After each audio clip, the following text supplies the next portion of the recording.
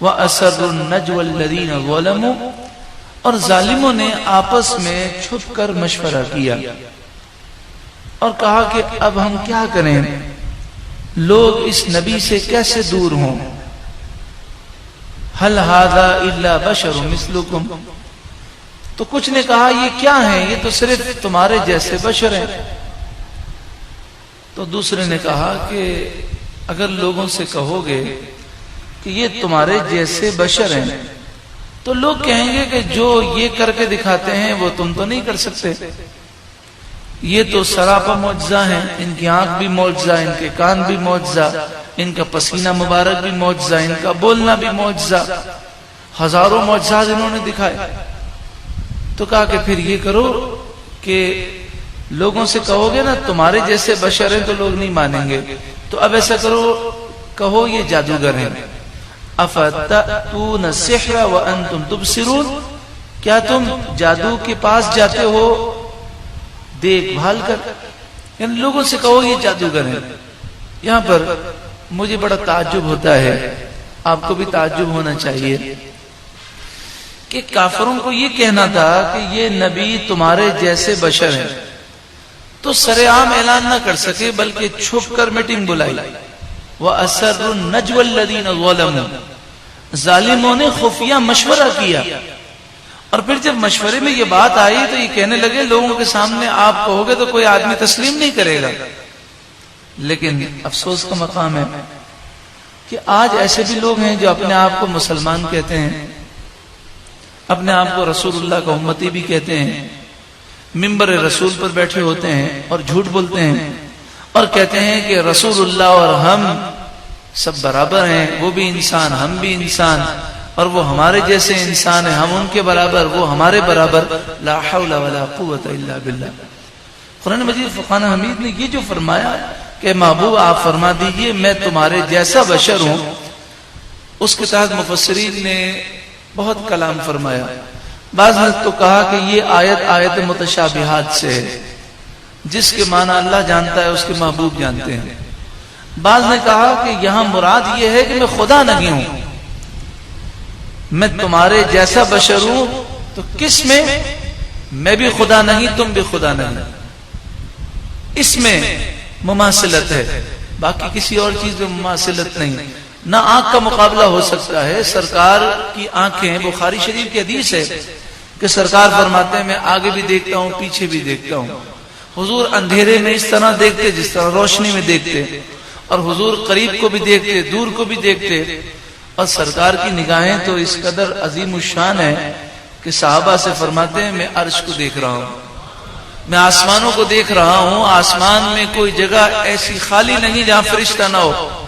فرشتے اتنی کثرت سے ہیں کہ آسمان میں آواز پیدا ہو رہی ہے، اور خود فرماتے ہیں میں وہ دیکھتا ہوں جو تم نہیں دیکھ سکتے، اور میں وہ سنتا ہوں جو تم نہیں سن سکتے.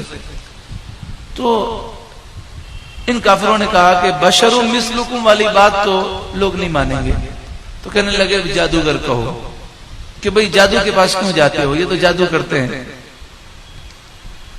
تو کہنے لگے کہ اب جو جادوگر ہیں وہ بھی تو عاجز ہیں ان کے سامنے، تو ہم جادوگر کہیں گے تب بھی لوگ نہیں مانیں گے. بل قالوا اضغاث احلام، کہنے لگا اچھا یوں کہو کہ یہ رات کو سوتے ہیں پریشان کن خواب دیکھتے ہیں، صبح یہ خواب لوگوں کو بیان کر دیتے ہیں. تو لوگوں نے کہا کہ یہ جو قرآن پڑھتے ہیں اس کو اگر تم پریشان کن خواب کہو گے تو پریشان کن جو خواب دیکھتا ہے اس کی تو بڑبڑ ہوتی ہے. یہ تو قرآن وہ فصیح و بلیغ کلام ہے کہ اس کے سامنے بڑے بڑے عاجز ہیں. بل افتراہ، کہو انہوں نے خود بنا لیا. تو وہ آپس میں کہنے لگے کہ ہم کہیں گے کہ خود بنا لیا تو لوگ کہیں گے کہ تم خود کیوں نہیں بنا لیتے، یہ قرآن جیسی ایک آیت بھی تم نہیں بنا سکتے. بل هو شاعر، تو کہنے لگے کہ یوں کہو کہ وہ شاعر ہیں، ہر آدمی شاعر نہیں ہوتا. تو کافروں نے آپس میں کہا کہ پھر یہ لوگ کہیں گے کہ سارے شعراء مل کر ایک آیت بنا کے دکھاؤ. تو اس پر یہ اٹھ گئے اور کہنے لگے کہ ان کا مقابلہ نہیں ہو سکتا.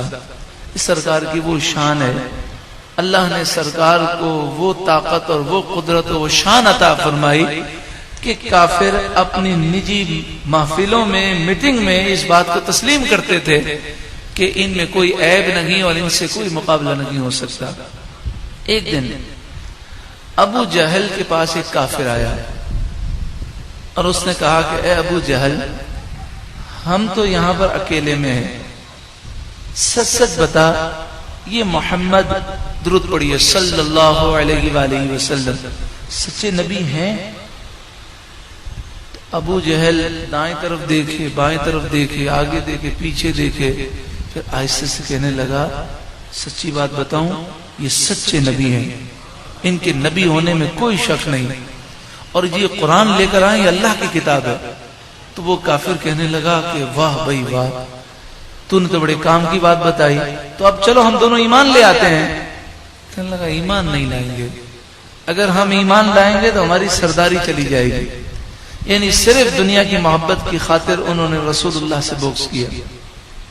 اور حقیقت یہ ہے کہ جو آج مسلمان کہلانے والے نبی اکرم صلی اللہ علیہ وآلہ وسلم کی شان اور شان اقدس کے بارے میں غلط باتیں کہتے ہیں اور حضور کی شان تسلیم نہیں کرتے، اگر یہ اپنے آپ کو عالم کہتے ہیں اور انہوں نے حدیثوں کی کتابیں پڑھی ہیں تو ان کا ضمیر ضرور ان کو ملامت کرتا ہوگا.